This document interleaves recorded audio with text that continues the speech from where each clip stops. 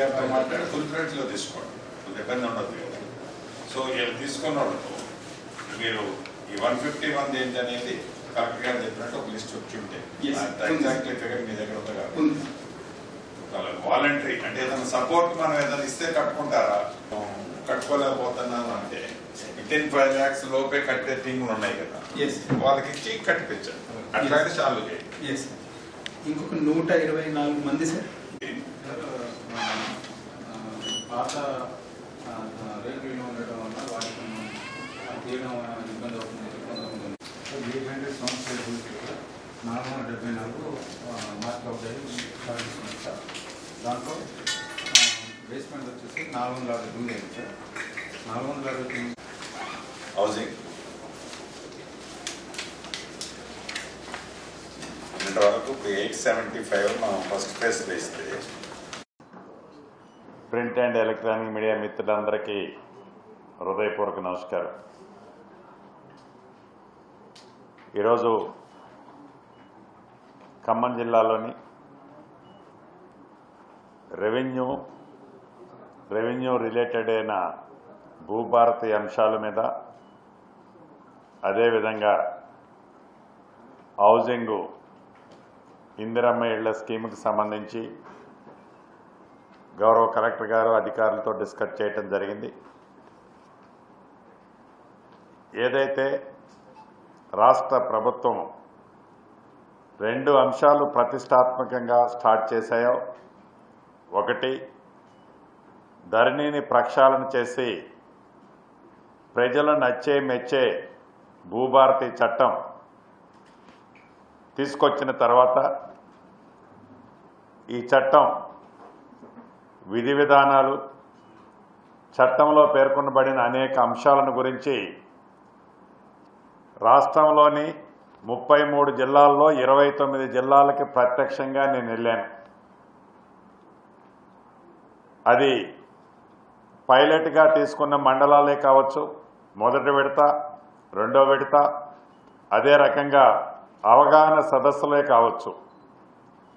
ఏ ప్రాంతానికి వెళ్ళినా, ఏ గ్రామానికి వెళ్ళినా గడిచిన దశాబ్దంలో ఆనాటి ప్రభుత్వం నిర్వాహక ఫలితంగా అన్యం పుణ్యం తెలియని గ్రామీణ ప్రాంతాలలో, సెమీ అర్బన్ ప్రాంతాల్లో నివసించే ప్రజలు ధరణి పుణ్యమా అంటూ ఎలా ఇబ్బందులు పడ్డారో, ఆ పడ్డ ఇబ్బందులకి పరిష్కార మార్గం ఈ భూభారతి 2025 చట్టం ద్వారా ఏదైతే కల్పించడం జరిగిందో, అన్ని ప్రాంతాలలోని ప్రజలు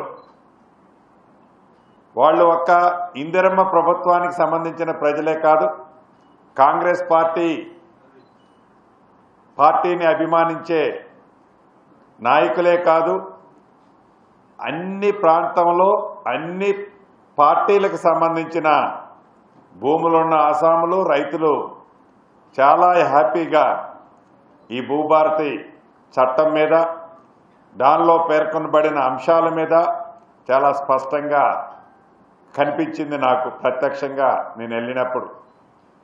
వాటితో పాటు నా సొంత నియోజకవర్గం పాలేరు నియోజకవర్గంలోని నేలకొండపల్లి కూడా ఫస్ట్ 4 ఒకటి ఉంది.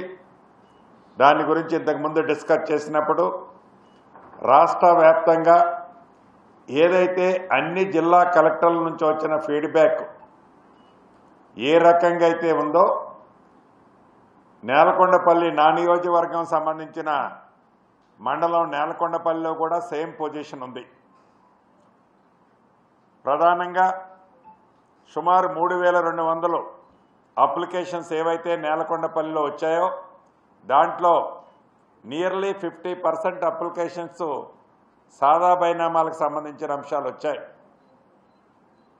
ఇక రిలేటెడ్ ఇంటి పేరు తప్పుపడ్డది, తన పేరు తప్పుపడ్డది, పురుషుడు బదులు స్త్రీ పడ్డది, స్త్రీ బదులు పురుషుడు పడ్డది, 10 ఎకరాలుంటే 10 కుంటలు పడ్డది, ప్రభుత్వ అవసరాల కోసం 1 ఎకరం భూమి తీసుకుంటే ఆ సర్వే నెంబర్లో 20 ఎకరాలుంటే మిగతా 19 ఎకరాలు కూడా ప్రభుత్వ స్థలం అని పడి ప్రొహిబిటెడ్ లిస్టులోకి పోయింది.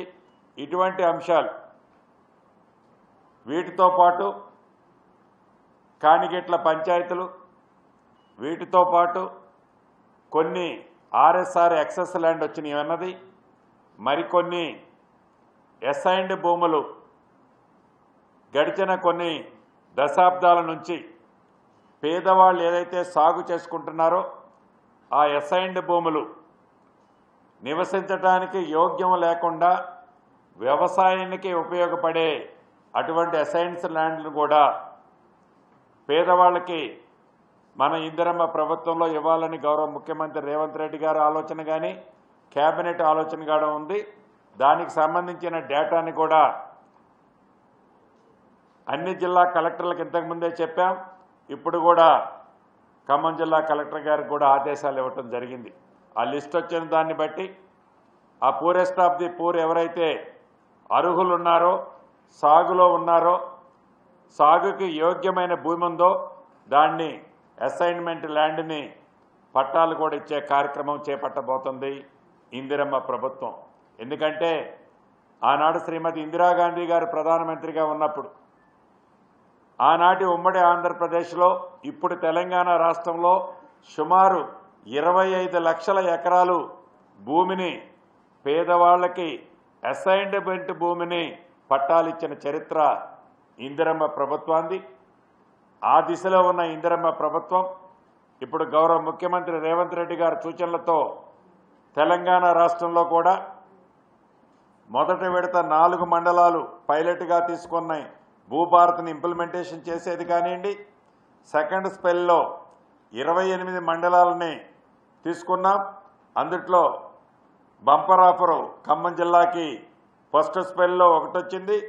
సెకండ్ స్పెల్లో కూడా మధుర నియోజకవర్గంలో బోనకల్లు మండలాన్ని తీసుకున్నాం.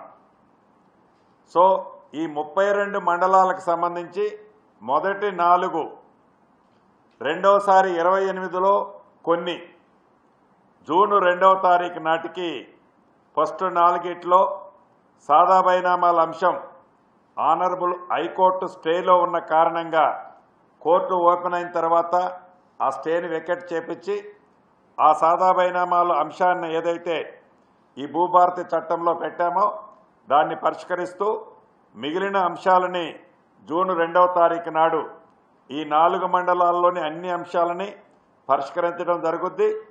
మిగిలిన 28 జిల్లాల్లోని 28 మండలాలు, పైలట్ మండలాలు ఏమైతే ఉన్నాయో